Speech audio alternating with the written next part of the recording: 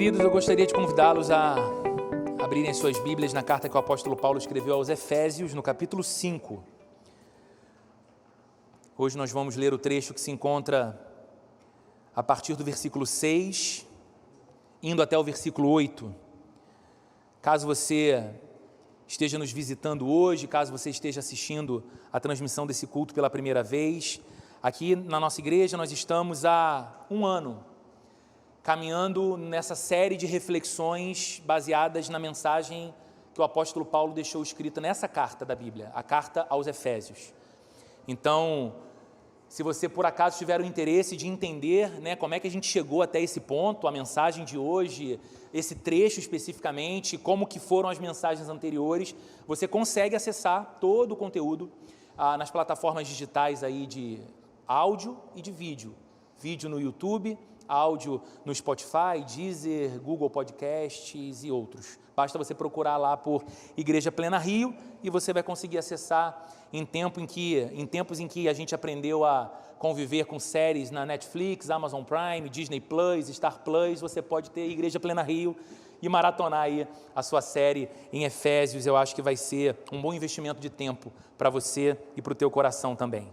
Efésios no capítulo 5, a partir do versículo 8, caso você esteja sem a sua Bíblia, o texto é projetado nessas TVs aqui da frente, você pode acompanhar a leitura.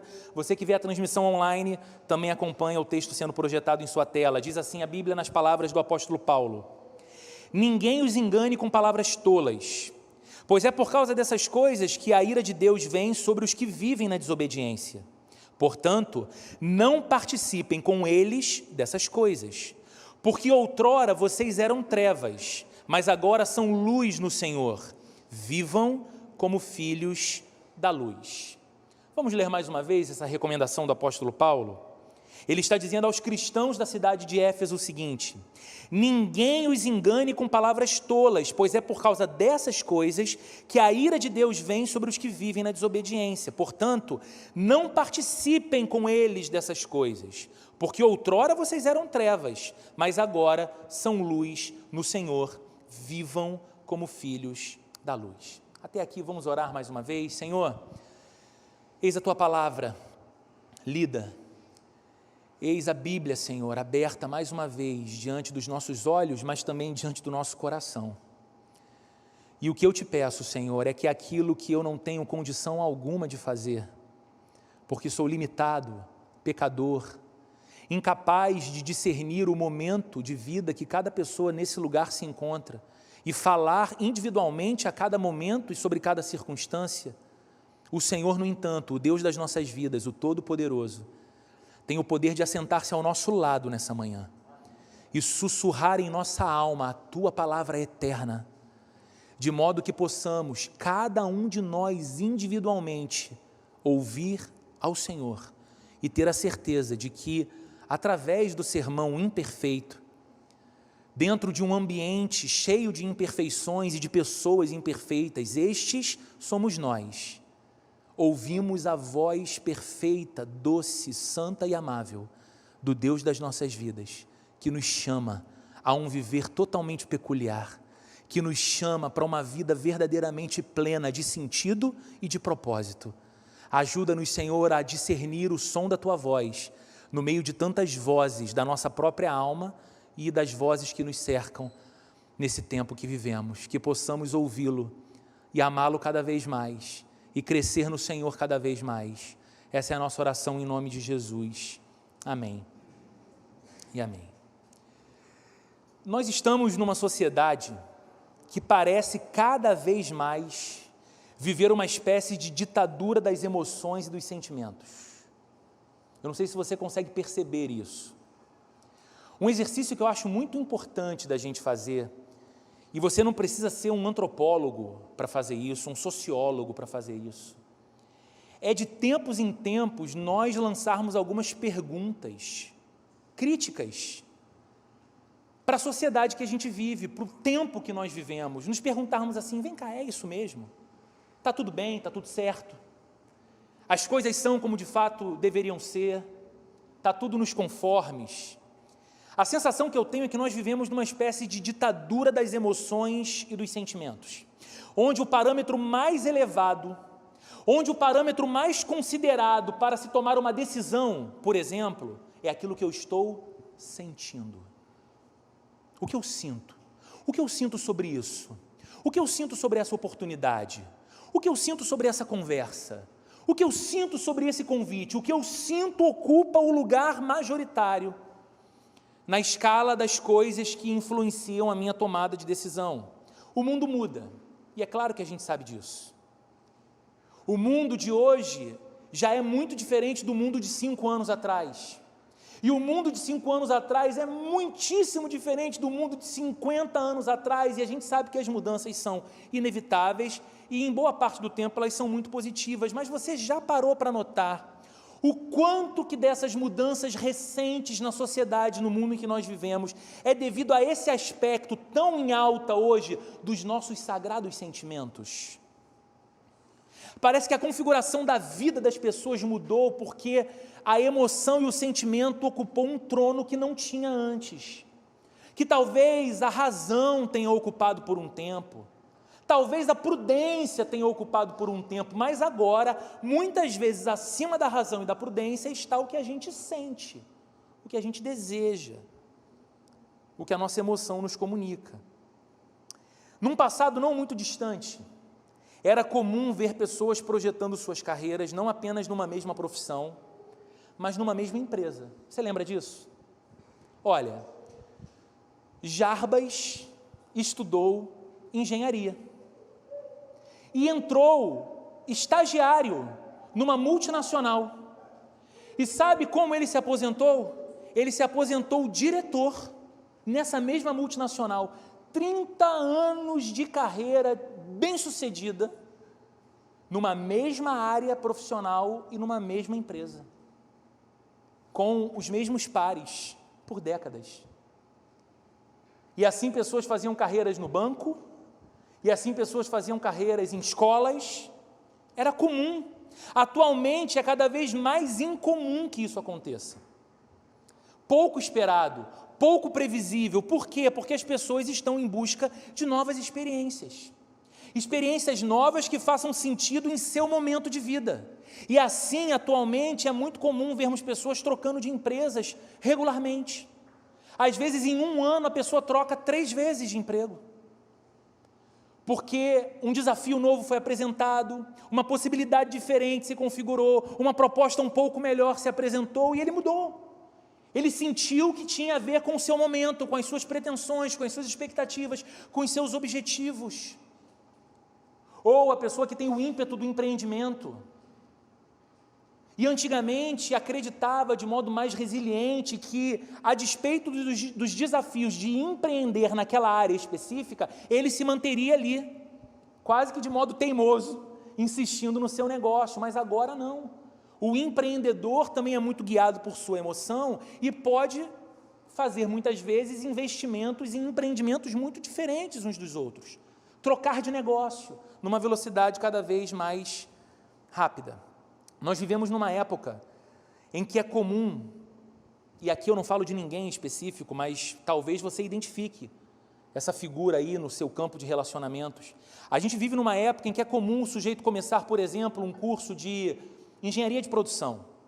Ele saiu do colégio, ele estudou, ele prestou vestibular e ele entrou numa boa universidade para cursar engenharia de produção.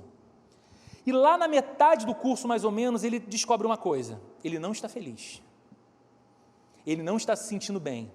A coisa parece fazer cada vez menos sentido para ele e imaginar-se um engenheiro é algo cada vez mais distante do seu campo ideal de vida e de futuro. Então ele toma uma decisão. Ele vai trocar de curso. E aí ele migra para a ciência da computação, porque ele pensa o seguinte: bem, a tecnologia sempre muda. E se a tecnologia sempre muda, eu vou ter sempre uma novidade. Eu vou ter sempre alguma coisa de ponta para me dedicar, para conhecer, para atuar profissionalmente. E ele começa a estudar, então, ciências da computação. Só que aquilo que o levou àquele curso se torna um motivo de desânimo depois, porque as muitas mudanças fazem com que ele sinta-se sempre atrás, sempre tendo que correr atrás do novo, do desconhecido, daquilo que ele ainda não experimentou, e ele desiste daquilo num determinado momento também, ele diz, bom, eu não vou terminar essa faculdade. E ele tem uma ideia, talvez a melhor coisa seja entrar numa boa carreira pública, um bom concurso, que vai dar a ele a estabilidade que ele precisa, a garantia do emprego e de renda. E aí ele toma uma decisão que muitas pessoas que pensam em concurso público tomam, ele diz, quer saber, eu não vou ficar na engenharia, eu não vou ficar na ciência da computação, eu vou cursar Direito. E ele começa a faculdade de Direito. Não se identifica tanto, mas ele tem um objetivo maior lá na frente, cursar a sua faculdade de Direito, só que ele se cansa no meio do processo também. Aquilo não faz muito sentido para ele, e um dia ele é convidado para um seminário de um final de semana. Um seminário de formação em Master Coaching. Ele vai, e ele sai de lá com um diploma. Ele agora é um Master Coach habilitado em ajudar pessoas a encontrarem o seu propósito de vida. Aos 35 anos, sem nenhuma formação concluída, ele agora aprendeu como ele ajuda pessoas a encontrarem o seu projeto de vida, o seu propósito de vida, e a gente ri dessas coisas, mas a gente sabe que isso tem acontecido. E apenas um parênteses importante, aqui não há uma fala crítica sobre os bons profissionais do coaching, mas a gente sabe como a coisa se tornou vulgarizada no mundo, e especialmente no Brasil, nos últimos anos, e isso é cada vez mais comum. E a pergunta que fazemos é, por que coisas assim acontecem mais frequentemente hoje? Por que tanta troca? Por que tanta mudança? Por que tanta insatisfação? Porque nós temos colocado os nossos sentimentos e as nossas emoções mais imediatas como a coisa mais importante da vida. Muitas vezes acima da razão, muitas vezes acima da prudência, muitas vezes acima da responsabilidade. É o sujeito que esquece a responsabilidade que tem como chefe de família, como pai, como cidadão que paga contas, e toma uma decisão tomada de fé na sua emoção e no seu momento, e migra a vida, e coloca muitas vezes a sua família numa condição de extrema insegurança e de instabilidade. Por quê? Porque é o que ele está sentindo. E isso que nós estamos falando aqui tem muito a ver com o que eu pretendo para a nossa conversa hoje aqui na igreja. Roberto, o que isso tem a ver com a igreja? O que isso tem a ver com a gente? Muita coisa. Afinal, quanto daquilo que nós chamamos de experiência cristã é governado pelo que nós sentimos, acima do que nós sabemos e acima do que nós cremos como sendo verdade? Quanto daquilo que você chama de a sua experiência cristã é algo pautado apenas no que você sente, apenas no quanto a sua emoção é tocada por Deus? Quantas vezes você disse para você mesmo, eu sei que orar é necessário? Está mais do que claro para mim que a oração é um dispositivo essencial de comunhão do crente com Deus. Está mais do que claro para mim que Deus disse em sua palavra que eu devo fazer as minhas necessidades e as minhas súplicas conhecidas dele através da oração. E ainda assim você diz para você mesmo, eu sei que a oração é necessário, mas eu não estou sentindo vontade de orar. Porque você, de alguma forma, atribui que na experiência cristã, você precisa primeiro sentir algo que vai te impulsionar, e você vai ser movido por um ardor, um desejo de falar com Deus, e vai passar horas orando. Aí, como esse sentimento não te visita, você não ora mais.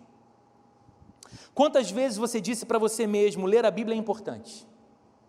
É claro que eu sei que tudo aquilo que eu devo conhecer de Deus, eu o conhecerei através da Bíblia. É claro que eu sei que tudo aquilo que Deus apresenta como projeto de vida para um homem e uma mulher que se encontraram com Cristo, está claramente anunciado na Bíblia. Então sim, eu sei que a Bíblia é muito importante e eu devo ler, mas quer saber? Eu não tenho sentido o meu interesse despertado para a leitura. Eu leio outras coisas, eu leio artigos acadêmicos do meu mestrado, eu leio site de notícias, olha, eu leio até ficção, mas eu não sinto, sabe? Eu olho para a Bíblia, ela olha para mim, a gente não se namora, eu não abro e eu não leio, porque eu não sinto essa vontade. Quantas vezes já aconteceu com você sábado, finalzinho da tarde, início da noite, de repente você recebeu um WhatsApp meu, tem gente que recebe todo sábado, A minoria responde, mas recebe todo sábado. E aí você diz, amanhã tem culto, lá na igreja. Mas, sinceramente, eu não estou sentindo o desejo de ir. Sei lá, acho que eu tenho que sentir. Eu quero ir, eu não estou sentindo, então eu não vou. E é engraçado, porque você não faz isso com o seu chefe. Você não acorda segunda-feira, liga para ele e fala, chefe, beleza? Tranquilo?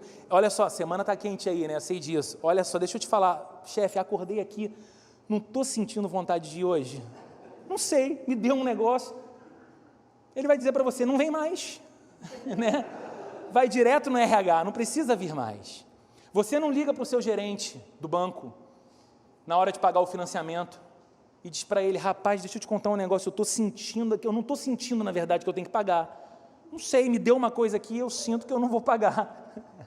Você não pode fazer isso. A gente não faz isso com o chefe, não faz isso com o gerente, mas volta e meia fazemos isso com o nosso cristianismo, transformando ele em algo totalmente dependente, refém das nossas emoções e dos nossos sentimentos.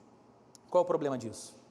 O problema é que nós estamos aqui há alguns domingos olhando para esse trecho da carta do apóstolo Paulo aos Efésios, que aponta numa direção completamente diferente dessa. Não diferente no sentido de diminuir o que nós sentimos. A Bíblia nunca diminui a importância da minha emoção e da sua emoção.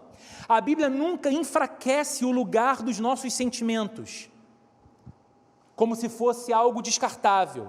Mas, na verdade, a Bíblia está nos ensinando, e Paulo, nesse trecho que lemos aqui em particular, e temos olhado nas últimas semanas, tem nos ensinado, é que é a verdade que nós sabemos sobre Deus, que governa o que nós sentimos, e não o contrário.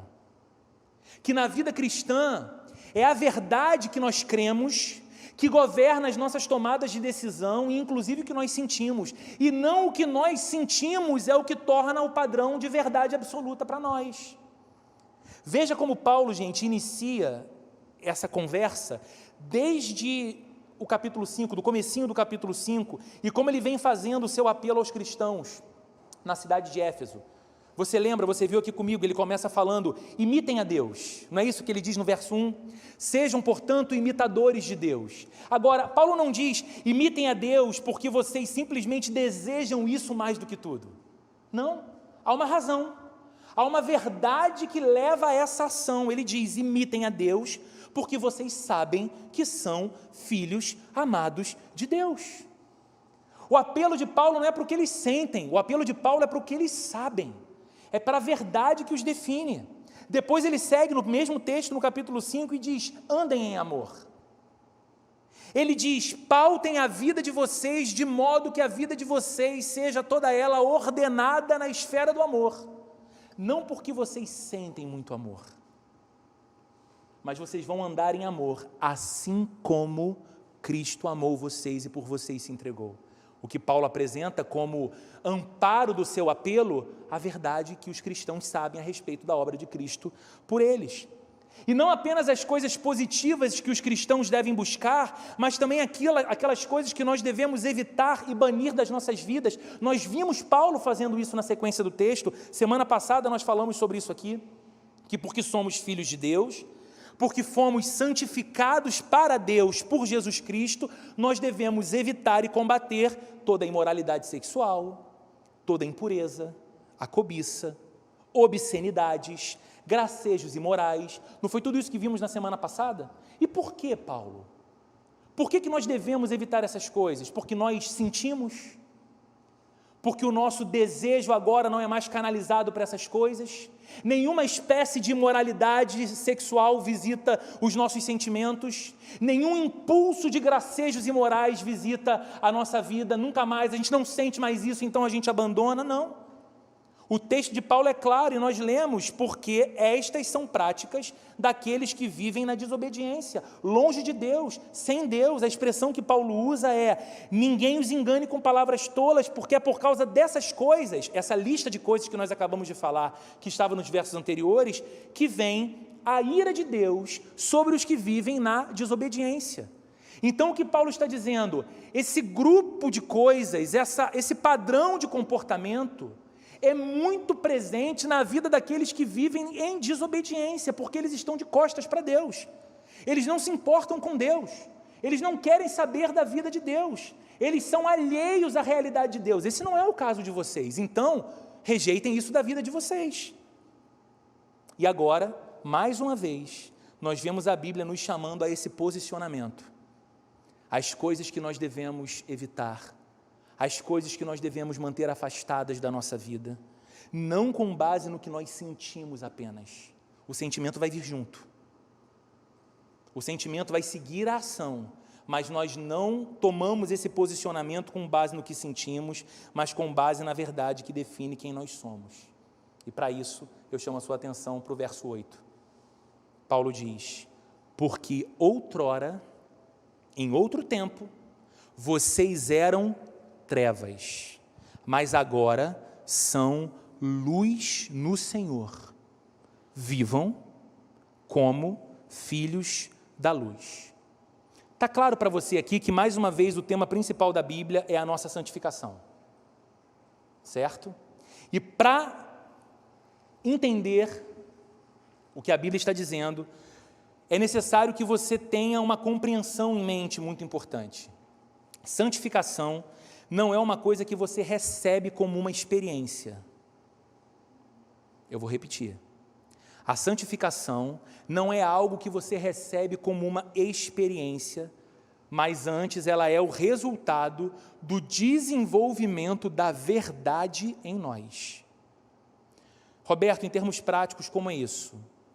Em termos práticos, santificação não é algo que você subitamente sentiu. Você diz: uau, eu estava no culto, a mensagem, a música, a oração, tudo, de repente eu senti um negócio e a santidade veio e agora eu estou muito santificado. E eu saí daquele culto santificadaço.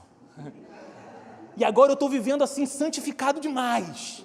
Que experiência! Não, santidade não é uma coisa que você recebe assim. A santidade ou a santificação do crente, ela é o resultado do desenvolvimento da verdade acerca de Deus e acerca de nós mesmos, que o crente tem a partir da palavra de Deus. É o meu entendimento de quem Deus é, de quem eu sou em Deus e do chamado de vida que Ele tem para mim em Cristo, e a minha fé nessas coisas, crer nessas coisas, que me coloca a caminho do desenvolvimento da santificação. Santificação pela qual eu vou orar, santificação pela qual eu vou dobrar os meus joelhos, santificação pela qual eu vou chorar clamando a Deus por misericórdia, santificação pela qual eu vou me desviar de caminhos impróprios, mas isso tudo começa não porque eu estou sentindo um impulso para a santificação, mas porque eu creio no chamado de Deus para essa vida. Queridos, esse é o método da Bíblia para a santificação. Primeiro, compreender a verdade, depois, aplicar a verdade. Porque a vida de santidade nada mais é do que aplicar a verdade de Deus, conforme a Bíblia revela na vida da gente. O padrão de comportamento, o padrão de linguagem, o padrão de sentimentos, tem a ver com aquilo que eu sei ser correto, porque Deus assim revelou o que é o correto para a minha vida. Eu creio nele, eu o amo, eu desejo a vida dele mais do que a minha própria vida, então eu entro nesse caminho da santificação. E o apóstolo aqui nesse trecho expõe essa verdade e nos chama a aplicar essa verdade em nosso viver através do contraste tão presente na Bíblia entre luz e trevas, claridade e escuridão. Ele está dizendo: porque outrora vocês eram trevas, mas agora vocês são luz no Senhor. Note que ele não diz, no verso 8 que lemos, houve um tempo em que vocês estavam nas trevas, mas agora vocês foram iluminados, agora vocês estão na luz. Você percebeu que Paulo não fala isso? Ele diz: houve um tempo em que vocês eram trevas, mas agora vocês são luz. Não está errado essa inferência de estar em trevas no passado e estar na luz agora. A Bíblia fala sobre isso. A Bíblia diz que Deus mesmo nos transportou do império das trevas e nos levou para o reino do seu Filho amado, das trevas para a luz. Paulo, escrevendo aos Coríntios, diz que Deus brilhou a sua glória na face de Cristo e nos iluminou das trevas para a luz. Mas aqui Paulo coloca as coisas de modo ainda mais profundo. Ele quer dizer que essas pessoas antes não somente estavam na escuridão, mas sim que a escuridão estava nelas. Você percebe? Antes vocês eram trevas. E que depois, não somente elas estavam na luz, mas que elas eram luz no Senhor. Que as suas vidas, e não apenas o ambiente em que viviam, tinham sido transformadas de trevas em luz. É muito mais profundo que Paulo fala. Então todo esse apelo que ele vem fazendo desde o início do capítulo 5, para que nós sejamos imitadores de Deus, para que nós pautemos a nossa vida numa vida de amor, assim como foi a vida de Cristo, e que nós fujamos de todas aquelas coisas que não combinam com Jesus, mas que estão tão presentes no mundo em que nós vivemos, ele pauta tudo isso nessa verdade, porque houve um tempo em que vocês não apenas estavam na escuridão, mas a escuridão estava em vocês. Só que essa realidade mudou, agora vocês estão em plena luz e a luz entrou em vocês. Por isso vocês podem fugir dessas coisas. A mudança, queridos, pela qual a pessoa que se torna cristã passa, é a mudança mais profunda do mundo. Alguém que se torna cristão experimentou a transformação mais profunda desse mundo inteiro, porque ela não apenas está na luz, ela não apenas está agora em condições melhores de enxergar a Deus, a si mesmo e as demais pessoas à sua volta. Quando alguém se torna cristão, o que a Bíblia diz é que a própria luz entra nessa pessoa. A luz se irradia por todo o seu ser, a luz se apossa da pessoa. Ela se torna alguém cheia de luz, cheia da luz da vida, cheia da luz de Cristo, cheia da luz de Deus, iluminada por fora, enxergando as coisas com mais clareza e mais discernimento, mas iluminada por dentro, ao ponto de desejar ardentemente ver dissipado de dentro de si tudo aquilo que se assemelha à escuridão, que antes habitava plenamente em seu ser. Essa, queridos, é a verdade que faz com que o crente olhe para as práticas comuns nesse mundo caído. Essa é a verdade que faz com que o crente olhe para muitas coisas que são inclusive celebradas como um padrão comportamental aceitável na sociedade do nosso tempo, e ainda que ele sinta o seu coração também tentado a praticar essas mesmas coisas, porque ele sabe que tem um coração carnal ainda batendo dentro do seu peito, ele se lembra da verdade que o define. Então ele se santifica mais. Ele olha para tudo aquilo que todo mundo vive e faz, e ele não é um tolo, arrogante, prepotente, que está olhando para a vida e para o comportamento das demais pessoas e dizendo, pobres pecadores, gente suja, gente imunda, olha como vivem, olha como falam, olha como se comportam, olha como são bestiais, eu não sou assim, eu sou santificado, não. Ele sabe que se ele não tiver cuidado, o seu coração é visitado pelo sentimento e pelo desejo de praticar as mesmas coisas, de cometer os mesmos pecados que os outros estão cometendo à sua volta. E o que o controla? O que o freia? O que ele sente? O desejo dele quando a tentação está em nível altíssimo diante dos olhos dele? Não. O que o freia é a verdade que o define. Ele sabe quem ele é. Outrora eu fui treva e escuridão, mas agora eu sou luz no Senhor. Houve um tempo em que não apenas a minha circunstância era de escuridão e falta de clareza, mas o meu interior era escurecido, mas agora tudo foi iluminado. Eu não vou me portar como um filho da escuridão, mas como um filho da luz. É o que Paulo diz, vivam como filhos da luz. Queridos, as restrições que a Bíblia nos apresenta, aquelas coisas que nós devemos evitar, jamais devem ser vistas por nós como falta de liberdade. E deixa eu te dizer uma coisa, eu conheço muita gente, e eu conheço muitos crentes que confessam essa dificuldade. Eles dizem, a minha dificuldade com a nossa fé que eu não quero abandonar, mas a minha dificuldade com a nossa fé, Roberto, é que eu vejo a Bíblia o tempo todo me apresentando muitas restrições, muitas privações, muitas proibições. Evite isso, fuja daquilo, não seja como aqueles, não se assente na roda deles, nem assunto dê para outros, Se quer pensamento, visite a sua mente a respeito dessas coisas. São muitas proibições, e aí a pessoa vai construindo uma ideia de que a Bíblia nos chama a um tipo de vida onde falta liberdade. Deixa eu te dizer uma coisa. Um peixe, ele absorve o oxigênio que ele precisa da água onde ele está, e não do ar, do lado de fora, certo? Essa é a aula de biologia básica aqui de um péssimo aluno de biologia. Mas o peixe, ele extrai o seu oxigênio da água em que ele está. Ele é livre, mas ele só é livre enquanto estiver restrito à água. Se você tomar uma decisão de libertar o peixe da água, você diz: peixe, eu vou te dar a vida que eu tenho, sai do oceano, vem para a areia e coloca ele ali na areia do seu lado, o que você vai fazer com a liberdade dele de viver e de se movimentar? Você vai destruir, porque ele é livre enquanto ele estiver restrito à água. Sabe por quê, queridos? Liberdade não é ausência de restrições. Liberdade é encontrarmos as restrições certas para a nossa vida. Essa é a verdadeira vida de liberdade. E a pergunta é: qual é a água que torna um ser humano livre para se mover e respirar? Qual é a água da qual o ser humano não pode ser tirado, senão ele vai destruir a sua existência? Essa água é o sopro de vida que Deus põe nele, é a vida que Deus oferece a ele. Então, quando a Bíblia diz para mim e para você: fuja disso, evite aquilo, não pratique estas coisas, a Bíblia não está te dando uma lista de proibições porque quer castrar a sua liberdade, o seu prazer. A Bíblia quer que a sua vida seja efetivamente plena, como Deus idealizou que ela fosse. E para isso você precisa entender que há coisas que não combinam com a vida de Deus em você.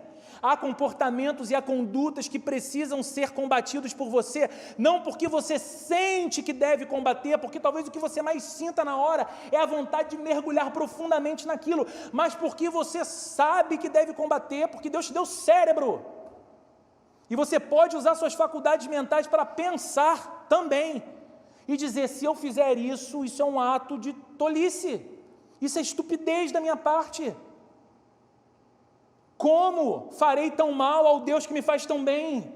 Como trocarei a vida que Ele me oferece, tão bendita e tão abençoada, por essas experiências tão efêmeras? Concluindo, queridos, o problema com o homem não é simplesmente que ele está num mundo de escuridão. O problema com o nosso mundo e com a humanidade não é apenas que nós estamos num mundo de escuridão, mas sim que a luz que havia no homem, no ser humano, essa luz desapareceu. Leia a Bíblia. Leia o primeiro livro da Bíblia, Gênesis, o relato da criação, e você vai ver que Deus colocou luz no homem criado por Ele. A Bíblia diz que quando Deus cria o ser humano, sopra no ser humano o seu espírito. E há uma expressão linda que a Bíblia coloca ali: e então o homem se tornou alma vivente. Onde começa a vida? Onde começa essa alma que hoje a gente coloca num lugar de destaque por causa dos nossos sentimentos, vontades e desejos? Ela começa no fôlego da vida que Deus dá. Deus sopra no homem o seu espírito e então ele se torna a alma vivente. O homem se tornou alma vivente e esteve em plena comunhão com Deus. Havia luz em sua alma. E o pecado apagou essa luz. O pecado desligou esse disjuntor. Desarmou esse disjuntor, e não é simplesmente que nós estamos num mundo de trevas, mas que há trevas em nós, há trevas em nosso ser. É por isso que nós vemos com assombro as coisas que vemos à nossa volta, mas não só nos conflitos internacionais, não só nos bastidores da política, mas às vezes no nosso condomínio, e às vezes no nosso peito, dentro de casa, porque a luz de Deus se apagou por causa do pecado. Mas veja o que Jesus disse. No Evangelho de João, capítulo 8, verso 12, o Senhor Jesus disse assim: eu sou a luz do mundo. Quem me segue nunca andará em trevas, mas terá a luz da vida em si. Sabe o que Jesus estava dizendo? Eu sou aquele que devolve ao ser humano criado por meu Pai a luz que ele perdeu. Quem crer em mim, quem anda comigo, volta a ter a luz da vida em si. É por isso, queridos, que essa mensagem ela tem um duplo propósito. Primeiro, para você que sabe quem é Cristo. Primeiro, para você que diz acerca dele, ele é a luz do mundo e ele é a luz do meu mundo. Se você já viveu essa mais poderosa de todas as transformações, se você sabe que é verdade o amor de Deus por você, se você já conhece um pouco da vontade de Deus para a sua vida, não seja um refém da sua vontade, dos seus sentimentos e das suas emoções apenas, mas deixe que essa verdade a respeito de quem você é em Cristo te leve a santificação e te leve a uma vida de filho da luz. Por quê? Porque a luz brilhou outra vez. Porque aquilo que era treva em você por causa do pecado foi dissipado pelo Cristo que iluminou você. E Ele prometeu que quem com Ele anda não mais andará em trevas, mas terá a luz da vida em si. Então é hora de você dizer: Deus, se a minha vida tem mais parecido com uma zona cinzenta e sombria ou de escuridão, me arranca dali, porque eu já te conheço, Senhor, eu já sou teu. E eu não quero tornar ou tomar como banal aquilo que o Senhor considera central e importante. Mas essa mensagem é importante também a você que talvez não tenha se rendido ainda a Cristo. Mas você pode fazer isso hoje. Você pode fazer isso exatamente hoje e ver não apenas a luz brilhar ao seu redor, porque isso vai acontecer. De fato, você vai perceber que com Jesus você enxerga as coisas com mais clareza. Ele te dá sabedoria, Ele te dá discernimento, Ele te dá orientação. Você começa a ter mais prudência para as tuas tomadas de decisão, isso é maravilhoso. Mas é muito mais do que isso, você vai ver não apenas a luz brilhando ao seu redor, mas você vai ver a luz entrando em você e mudando todas as coisas, mudando todas as coisas.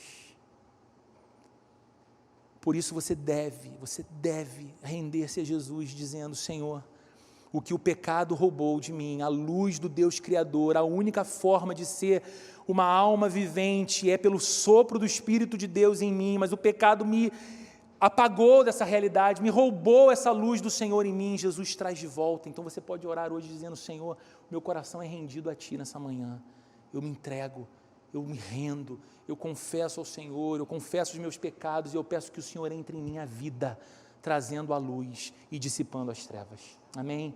Vamos orar? Senhor, obrigado pela verdade ao nosso respeito, Senhor.